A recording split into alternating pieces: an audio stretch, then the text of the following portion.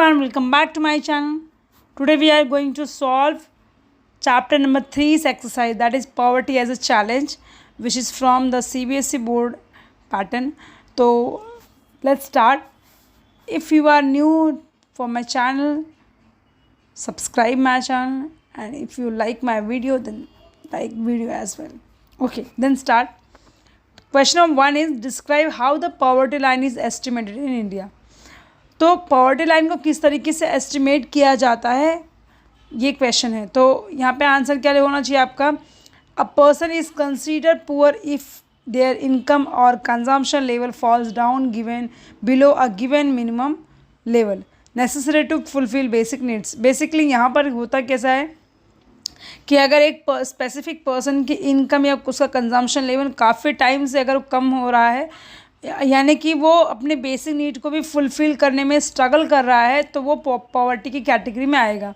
And this minimum level is called as poverty line. और ये minimum जो level है इसको पॉवर्टी लाइन ही कहा जाता है. तो basically in India the poverty line is estimated by multiple price of physical quantities like food, clothing, footwear, fuel, light और एजुकेशन इन रुपीज़. और जितनी भी चीज़ें हैं उनको इन रुपीज़ में काउंट किया जाता है. And the number involve in determining the poverty line vary from different year. हर साल की जो नंबर लाइन है वो हर साल डिफरेंट क्या होती है, चेंज होती है. क्योंकि कभी पॉवर्टी लाइन कम होता है, कभी बढ़ता है, कभी ज़्यादा होता है, काइंड ऑफ उसके अकॉर्डिंगली चेंज होता है. So also the poverty line for rural area is different from that urban area because the work, lifestyle and expenses are different for rural and urban. और अगर जो हम कंपैरिजन करने जाते हैं अर्बन और रूरल एरियाज़ की, तो वहाँ पर हम देखते हैं कि दोनों का जो कंजम्पशन पैटर्न होता है वो भी डिफरेंट होता है, जिसकी वजह से उनका भी डिफरेंट पॉवर्टी लाइन होता है, जिससे उससे डिटरमाइन किया जाता है. Question number 2, do you think that the present methodology of poverty estimate is appropriate? Let's see the answer. No, the present day methodology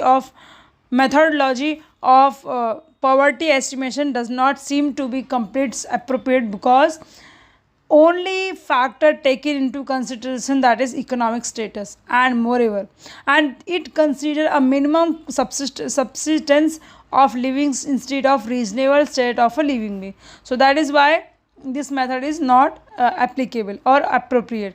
So poverty today is larger concept than only the economic state of a people. With advancement of development, the definition of poverty is also changed, and people might be able to feed themselves and their families, but education, shelter, health, food, job security, dignity remain far from their reach. And to overcome poverty entirely, क्या करना पड़ता है, all about the mention factor also need to be kept consideration. ये जो चीज़ें हैं, ये नहीं कि खाली आप पैसा ही बढ़ाते जा रहे हो या आप इकोनॉमिक स्टेटस ही बढ़ाते जा रहे हो, आपको और भी जो फैक्टर्स है जो अभी हमने डिस्कस किया, फैमिली, एजुकेशन, शेल्टर, हेल्थ, इन सारी चीज़ों को भी कंसीडर करना पड़ता है. To complete the remove poverty from the country, the methodology of estimate poverty should be also change. मतलब इनको भी चेंज करना चाहिए. Next, describe poverty trends in India since 1973. So economic survey के अकॉर्डिंग 2017-18 के सर्वे के अकॉर्डिंग जो पॉवर्टी रेशो है वो कंटिन्यूसली हाई होती जा रही है. मतलब गरीब बढ़ते जा रहा है और अमीर जो है अमीर ही होते जा रहा है. एंड द पॉवर्टी रेशो इन 1993 कितना था, 45% था रूरल और अर्बन दोनों में. एंड द रेशो ऑफ 2011-12 ये डिक्लाइन होकर 22 हुआ. And however the topic of concern still remain that there are not been any massive decline in the number of poverty living in the country. While 404 million poor population are accounted in for both in rural and urban area as well in 1993-1994. जैसे कि यहाँ पे ratio भी दिया है, 270 million जो है वो 2011 और 12 में थे. And this survey clearly tells that concerned authority must take a serious step to decline the poverty and free of poverty of India. Next question, discuss the major reason for poverty in India. सबसे पहला major reason क्या है कि the low level of economic development under British colonial rule, the policies of the colonial government ruin traditional and handicraft. तो जो traditional handicraft थे, industries थी, textile industries से हमारे इंडिया में बहुत हाई लेवल पे थी, वो डे बाय डे क्या होती गई, ख़त्म होती गई।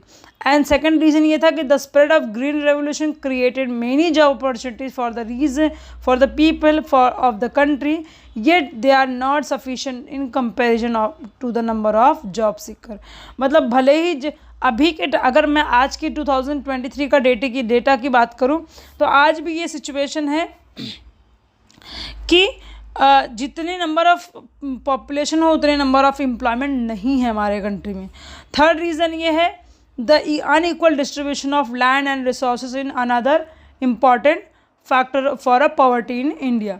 Fourth one, in order to fulfill social obligation and religious ceremonies, the poor end up spreading a lot and which result of poverty।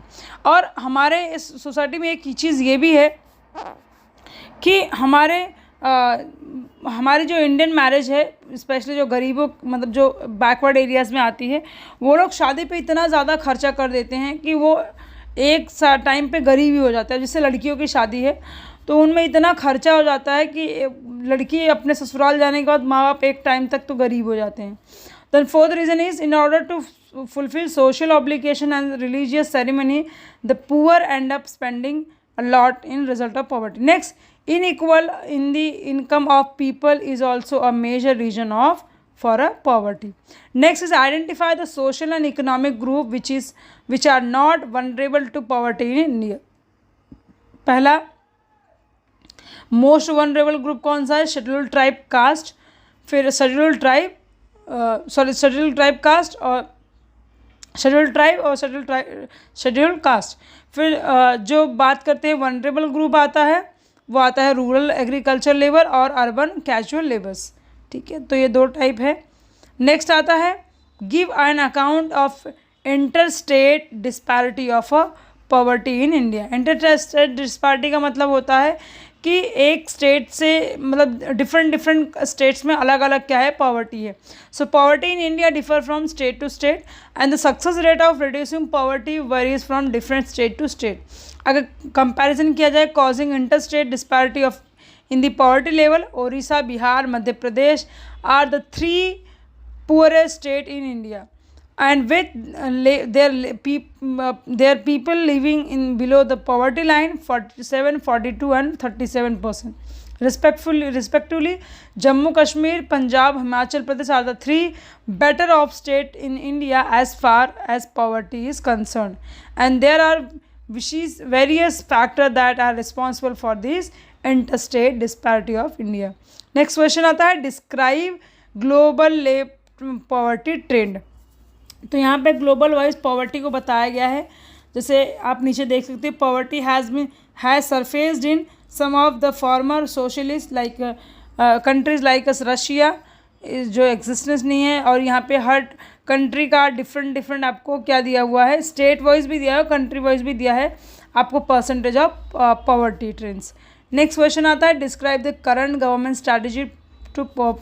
अब यहाँ पे जो जैसे आपने चैप्टर में पढ़ा होगा तो या चैप्टर में देखा होगा कि पहले तो अवेयरनेस क्रिएट करना है यूथ जनरेशन के लिए, प्लस जो गवर्नमेंट ने स्कीमें लाई हैं उन पे भी काम करना है और उन स्कीम का क्या लेना है, एडवांटेज लेना है, फ़ायदा भी उठाना है और उस तरीके से उसे बेटर बनाना है अपने लिए।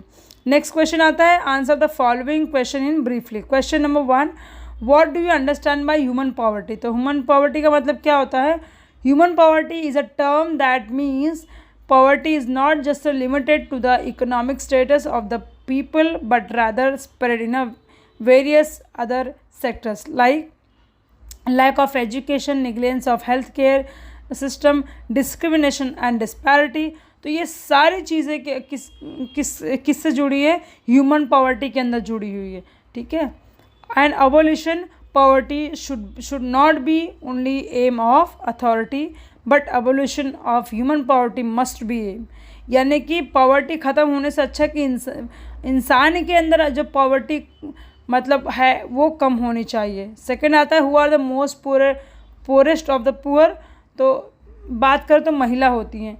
Women, female, infant and the elderly are consider poorest of the poor because in a poor household these people suffer the most and deprived of the maximum necessity of their life. Next आता है, what are the main features of national rural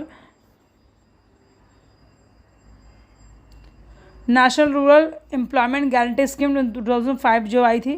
पहला 100 days guarantee programme था उसमें कि 100 days आपको काम मिलेगा. दूसरा सस्टेनेबल डेवलपमेंट को बना के रखना, जहाँ पे उन्होंने एड्रेस किया था ड्रॉट, सूखा पड़ने का cause, deforestation, soil erosion. And third था 1/3 of the proposed job under the scheme have been reserve for women. किसी भी सेक्टर में आप चले जाओ उसका 1/3 जो रिजर्वेशन है वो महिलाओं के लिए आरक्षित है और उनको ही उसकी फैसिलिटी मिलेगी, वहाँ पर मेल को अथॉरिटी नहीं मिलेगी. तो बेसिकली यहाँ पे हमने चैप्टर नंबर 3 का एक्सरसाइज डिस्कस किया है.